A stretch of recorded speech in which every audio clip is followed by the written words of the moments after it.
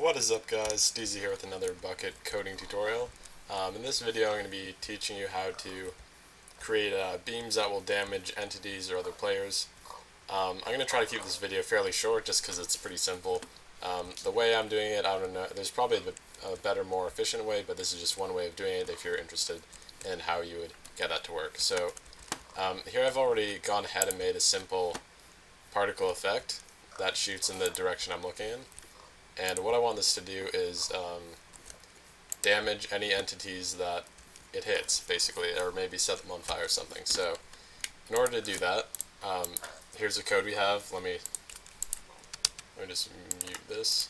Okay, so here's the code we have so far. What it does is it basically just creates a straight line beam in the direction you're looking in. I already did this in a previous tutorial, so I'm not going to go through it again. But what we want to do is, in here, we want to check if the location that the particle is being displayed at is within a certain range or close to an entity in the world. So to do this, we're going to create a for loop, and we're going to check every single entity that's in the world. So we're going to do for entity, we'll call it E, in I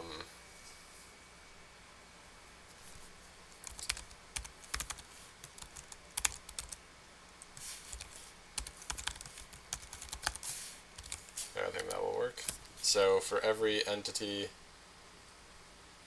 in the world, it's going to loop through each one.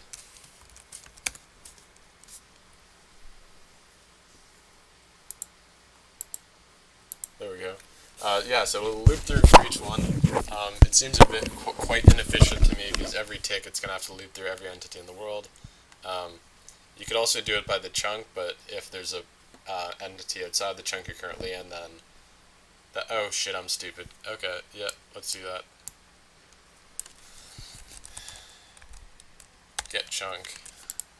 So this will work because it's checking the entities that are in the locations chunk, where the location isn't the player's location, it's the location of the particle effect. So that's a lot better. So now that we have our for loop set up, what we want to do is check if if the entity dot get, what are we doing, dot distance. So we're checking if the distance between the entity, I'm really dumb, I haven't coded in a long time.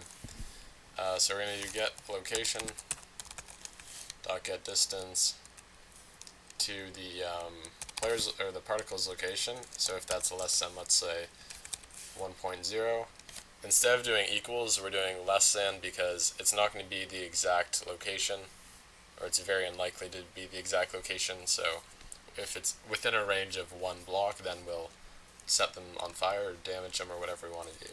So if it's less than 1, and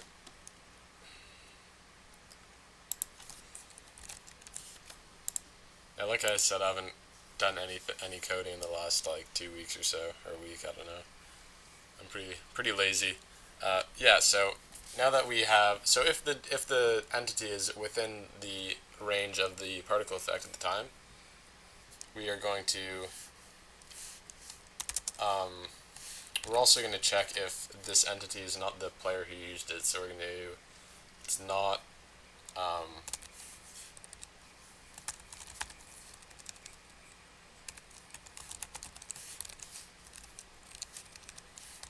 it's a really weird sound in my house right now. I'm kind of scared. I have no idea what it is.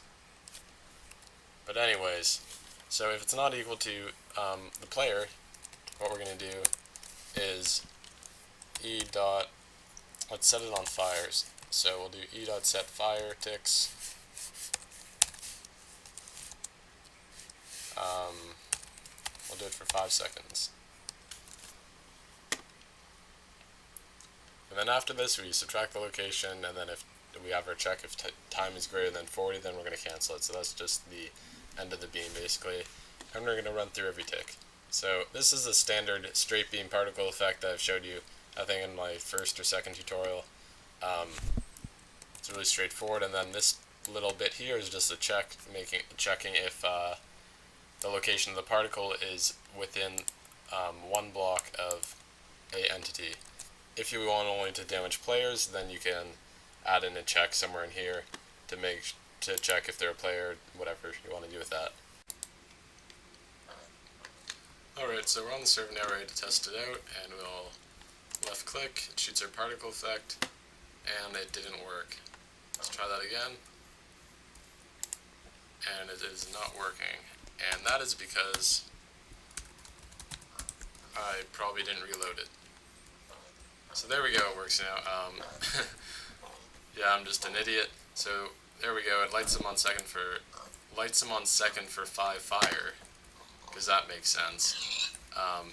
Lights them on fire for 5 seconds, I believe, or maybe 3, I can't remember. And yeah, so that was pretty easy to do. You could also damage them, or you can even set their velocity to something if you want. Yeah, so this will work with any particle effect, you just have to specify the location. You can do a lot of other cool things with it. And yeah, so let me know what you want to see in the next video, and I'll see you next time.